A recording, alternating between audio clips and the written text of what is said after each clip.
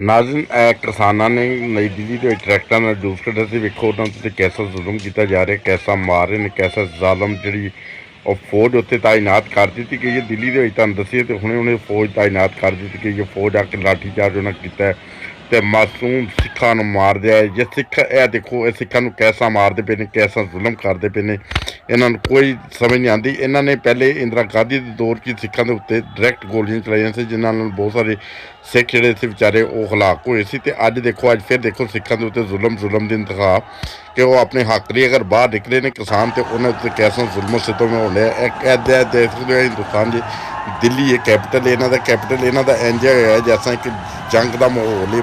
ਹਰ ਪਾਸੇ ਦੇਖੋ ਅਫਰਾ ਤਫਰੀ ਇਹ ਦੇਖੋ ਇਹ ਸਾਰੇ ਸੂਰਤ ਹਾਲ ਲੱਗਾ ਲਾਣ ਡੇ ਨੇ, ਗੋਲੀਆਂ ਚਲਾ ਰਹੇ ਨੇ। ਇਸੇ ਤਰ੍ਹਾਂ ਫਿਰ ਉਹ ਸਿੱਖ ਵੀ ਵਿਚਾਰੇ ਆਪਣੇ ਹੱਥਾਂ ਨਾਲ ਵਿਚਾਰੇ ਵੱਟੇ ਘਰਾਂ ਸੁੱਟਦੇ ਪਏ ਨੇ ਆਪਣੀ ਜਾਨ ਬਚਾਉਣ ਲਈ, ਵਰਨਾ ਇਹ ਪਤਾ ਨਹੀਂ ਕਿਸ ਵੇਲੇ ਗੋਲੀ ਚਲਾ ਦੇਣ ਤੇ ਇਹਨਾਂ ਨੂੰ ਹਲਾਕ ਕਰਦੇ ਨੇ ਇਹਨਾਂ ਨੂੰ।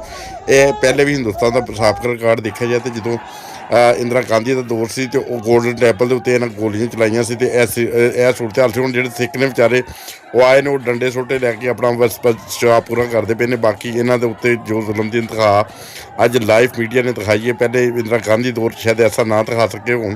ਤੇ ਇਹ ਦੋਸਤੋ ਤੁਹਾਨੂੰ ਹੱਸਦਾ ਫਸਦਾ ਪਾਕਿਸਤਾਨ TV ਇੰਟਰਨੈਸ਼ਨਲ ਦੀ ਤਰਫੋਂ ਦਿਖਾ ਰਹੇ ਹਾਂ। ਤੇ ਇਸੇ ਤਰ੍ਹਾਂ ਸੂਰਤ ਹਾਲ ਹਿੰਦੁਸਤਾਨ ਦੇ ਵਿੱਚ ਇਸ ਟਾਈਮ ਅਫਰਾ ਤਫਰੀ ਹੈ, ਇੰਤਹਾ ਦੀ ਅਫਰਾ ਤਫਰੀ।